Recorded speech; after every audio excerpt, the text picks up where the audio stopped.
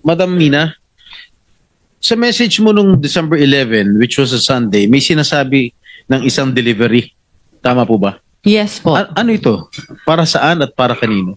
I meant by delivery po are the documents na hinihingi niya po for the processing po ng joint venture with the supposed contractor. Hindi pera ito.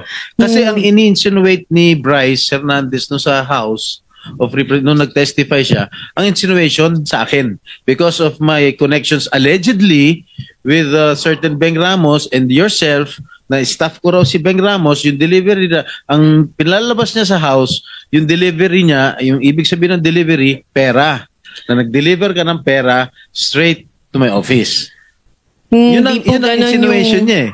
Ang agreement po is kami po kasi yung gagastos sa processing fee. No. So yung po siguro yung nire-refer niyang pera. I'm telling you that that was his insinuation when he testified in the House House of Representatives. Yes. Pero right now, you were saying na hindi mo ako kilala, hindi ka nagpunta sa aking tanggapan. Correct? Yes, Your Honor. So lumalabas talaga na wala akong kinalaman kung ano man ang transaksyon niyo ni Bryce Hernandez. Am I correct?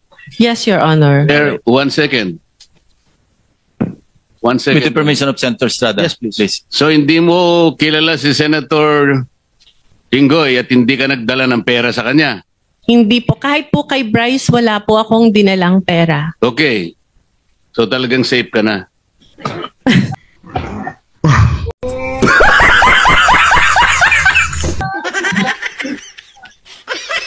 Please, continue. Okay.